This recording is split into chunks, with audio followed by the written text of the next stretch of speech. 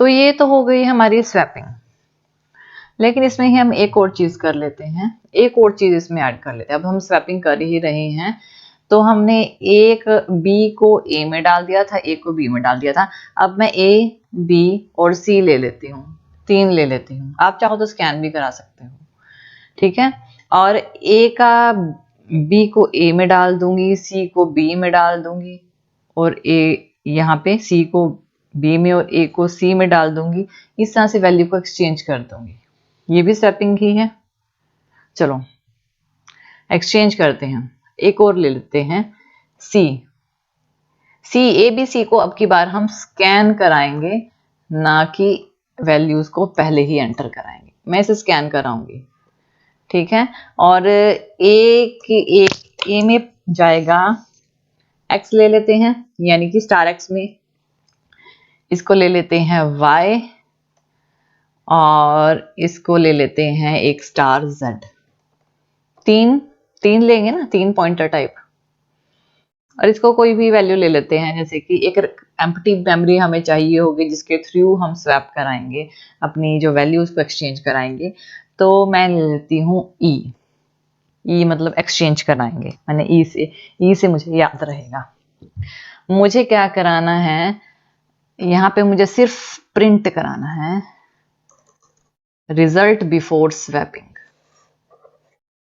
सिर्फ यही, result before swapping, सिर्फ ये ऊपर ये लाइन आनी चाहिए। अब हमने ये बताना है कि x में क्या पड़ा है, एड्रेस ऑफ बी, ये एड्रेस ऑफ ए। हाँ, हमने स्कैन भी कराना है, तो पहले मैं स्कैन करा लेती हूँ, क्योंकि बिना स्कैन के वैल्यू ही नहीं होगी। तो मैं करा लेती हूँ स्कैन एफ। स्कैन किसको कराना है, यहाँ पे ए बी सी 3 को कराना है ना, तो %3 परसेंट डी लेंगे, परसेंट डी और यहाँ पे %d, और इसमें ए बी और सी की वैल्यू को स्कैन कराना है। एम्बरसेंट ए, एम्बरसेंट बी और एम्बरसेंट सी, 3 वैल्यू को हम इनपुट कराएंगे, ठीक है। इनपुट कराना है, और उसके बाद उसे प्रिंट भी करवा देती हूँ, प्रिंट भी करवा दूंगी यहाँ पे, ताकि पता लग जाए। प्रिंट एफ \n लिखेंगे, a is equal to %d \n, फिर से \n, b is equal to %d, क्योंकि हम इसे प्रिंट के लिए, सब प्रिंट के लिए कर रहे हैं, ताकि ए बी सी की वैल्यू दिखाए, ठीक है ना, इस वजह से कर रहे हैं। \n c is equal to %d। अब ए बी सी की वैल्यू को हम यहाँ पर प्रिंट कराएंगे, जो भी वैल्यू हम इनपुट कराएंगे वो चीज पहले स्कैन होगी, फिर होगी प्रिंट, और फिर हमारा प्रोग्राम चले, ताकि हमें पता लगे कि हमारे प्रोग्राम में एक्चुअली में क्या चल रहा है, ठीक है। अब मैंने क्या करना है, एक्स में क्या पड़ा है, देखिए एक्स में ए का एड्रेस पड़ा है।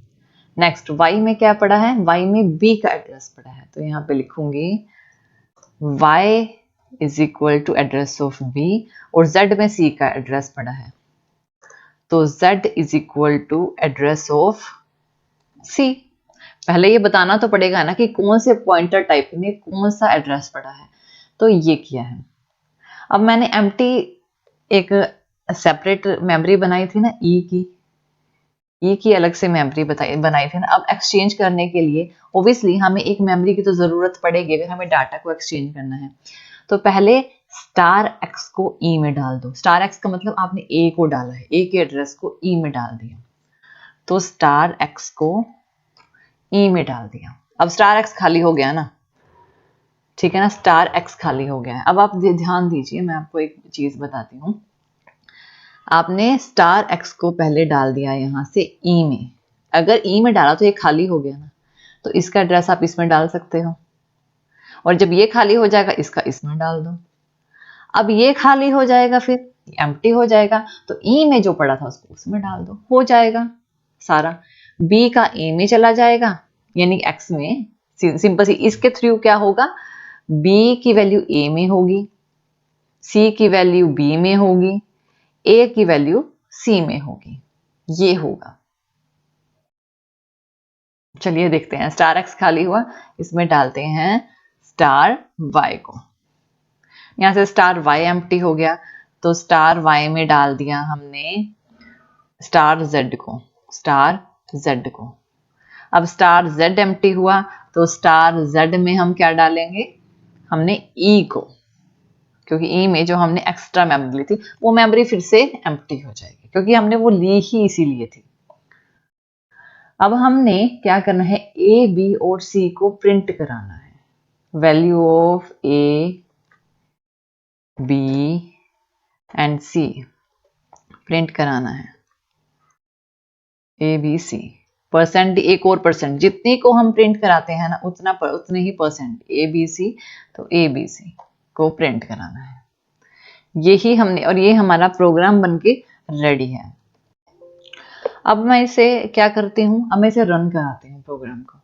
देखिए आप ध्यान देना, जब भी आप रन कराए ना, तो कभी कभी थोड़ी बहुत मिस्टेक्स आ जाती है, कभी कभी हम भी भूल जाते हैं। ये मैं इसको रन कराती हूँ, जैसे कि ये देखिए यहाँ पे ना, ये जो रेड डॉट है ये दिखा रहा है कि यहाँ पे कुछ ना कुछ मिस्टेक है। अगर मैं इसको फिर से देखूं, मैंने क्या किया था, backslash n a is equal to, backslash n b is equal to, backslash n c is equal to, यहाँ पे कोटेशन, ये देखिए यहाँ पे मैंने कोमा नहीं लगा, इस वजह से प्रोग्राम रन नहीं हुआ। ये चीज बहुत माइनर मिस्टेक्स है, बहुत ही माइनर मिस्टेक्स। और ये बैकस्लैश एन हम यहाँ से हटा के ना यहाँ लगा देते हैं, नहीं तो बहुत प्रॉब्लम आती है। ठीक है, तो अब मैं इसे रन कराऊं, पहले मैं क्या होगा, अब ये प्रोग्राम चलेगा कैसे, पहले ये देख लीजिए। ये प्रोग्राम ऐसे एग्जीक्यूट होगा कि सबसे ऊपर दिखाएगा कि रिजल्ट बिफोर स्वैपिंग, स्वैपिंग से पहले का रिजल्ट। स्कैन करानी पड़ेगी हमने वैल्यू, हमने मान लीजिए कि मैं 9 को 8, ए को 8, बी को 9, सी को 10 स्कैन करा दूं, तो वो प्रिंट कराएगा कि ए इज इक्वल टू 8 है, बी इज इक्वल टू 9 है, और सी इज इक्वल टू 10 है। ये चीज प्रिंट कराएगा पहले वो, क्योंकि मैंने पहले स्कैन कराया है, फिर उसे कहा है कि प्रिंट कराओ, उसके बाद आगे चलेंगे। अब उसके बाद हमारा ये प्रोग्राम चलेगा। अब हमें ये तो बताना पड़ेगा ना कि ये पॉइंटर टाइप एक्स है, इसमें है क्या, किसका पॉइंटर है, किसका एड्रेस है।